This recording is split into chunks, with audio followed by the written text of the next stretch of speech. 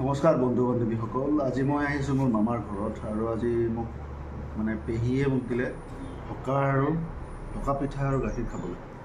চ' এতিয়া মই ভকা পিঠা আৰু গাখীৰ খাই আছোঁ। তাৰপিছত মই অকণমান পথাৰলৈ ওলাই যাম।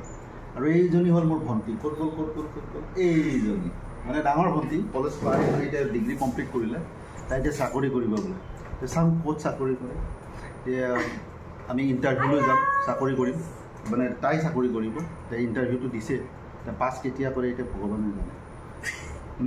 ৰিজাল্ট এতিয়ালৈকে ওলাবলৈ 6 মাহ বাকী আছে। আপুনি এতিয়া ভাবক কেনেকুৱা ধৰণৰ ইণ্টাৰভিউ।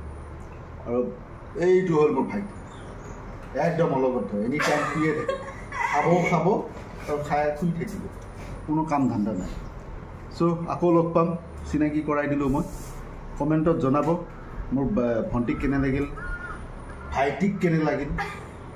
চ' কমেণ্ট কৰিলে মোৰ ভাল লাগিব। Bye bye.